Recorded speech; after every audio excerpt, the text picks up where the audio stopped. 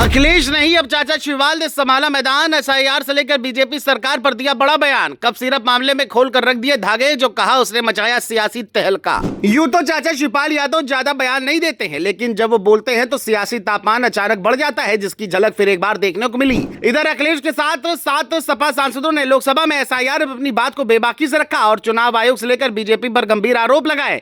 इस बीच शिवपाल यादव ने जो किया वो चर्चा में आ गया है। शिवपाल ने न सिर्फ बीजेपी सरकार को घेरा, बल्कि ऐसी बड़ी बड़ी बातें कही है जिसकी चर्चा दिल्ली में भी हो रही है। खबर तो यह तक है कि शिवपाल के बयान के बाद अब सपाइयों का जोश हाई हो गया है, जिसका असर आने वाले चुनाव में साफ देखने को मिलेगा, जिसके बारे में आगे आपको बताएंगे। लेकिन उससे पहले कप सिरप और एसआईआर पर शिवपाल यादव ने क्या कहा है उसको जान लेते हैं। दरअसल यूपी का सियासी तापमान फिर से चढ़ गया है, क्योंकि इस बार मोर्चा सभा के राष्ट्रीय महासचिव शिवपाल सिंह यादव ने संभाला है, जिन्होंने मैनपुरी और आसपास के कार्यक्रमों में ऐसा भाषण दिया कि सियासी तापमान अचानक बढ़ गया। लंबे समय से चुप दिखाई दे रहे शिवपाल जैसे ही खड़े हुए, उनकी बातों ने स्पष्ट कर दिया कि अब अखिलेश ही नहीं, चाचा भी मैदान में उतर चुके हैं। सबसे बड़ा हमला उन्होंने एसआईआर प्रक्रिया पर बोला, जिसमें उनका दावा है कि चुनाव आयोग कम समय देकर जानबूझकर वोट कटवा रहा है। यही नहीं, कप सिरप मामले में भी उन्होंने सरकार पर गंभीर सवाल उठाए, जिससे यूपी की राजनीति में नया अध्याय खुल गया है। शिवपाल ने कहा कि एसआईआर यानी स्पेशल समरी रिवीजन को जिस तरीके से लागू किया गया है वो बेहद शंकाजनक है।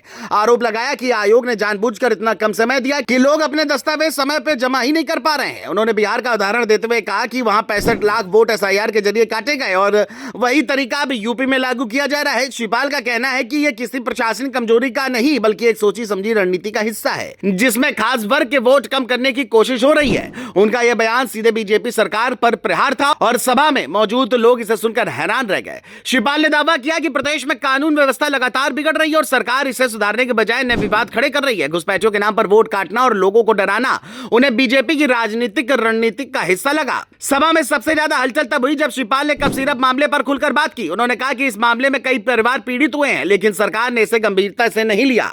शिवपाल ने इस घटना को सरकारी व्यवस्था की विफलता बताने के साथ यह भी कहा कि पीड़ितों को न्याय दिलाने में सरकार की ओर से कोई संवेदनशीलता नहीं दिखी। उनके बयान ने इस विवादित केस को एक बार फिर राजनीतिक मोड़ दे दिया। शिवपाल ने केवल राज्य नहीं बल्कि केंद्र सरकार पर भी कटाक्ष किया। उनका दावा था कि देश की बड़ी संस्थाएं सरकार के प्रभाव में आ चुकी हैं और फैसला लेने की स्वतंत्रता खत्म की जा रही है। उन्होंने कहा कि बीजेपी सिर्फ कुछ गिने चुने शक्तिशाली लोगों के हित में काम करती है और बाकी भारत को उनके निर्णयों के अनुसार चलने को मजबूर किया जा रहा है। उनकी ये टिप्पणियां विरोधी दलों में नई बहस को हवा देती दिखी, क्योंकि उन्होंने साफ शब्दों में कहा कि देश को गलत दिशा में ले जाया जा रहा है और इसे रोकने की जरूरत है। शिवपाल यादव के यह बयान केवल आरोप नहीं बल्कि आगामी राजनीतिक रणनीति की भूमिका भी नजर आ रही है। उन्होंने एसआईआर से लेकर कप सिरप केस तक कई मुद्दों पर सरकार को घेरा और यह स्पष्ट संकेत दिया कि आने वाले चुनावों में वे सक्रिय भूमिका निभाने वाले हैं। कुल मिलाकर अखिलेश के साथ अब शिवपाल भी मैदान में आ चुके हैं और उनके तीखे सवालों ने यूपी की राजनीति को नई दिशा दे दी है।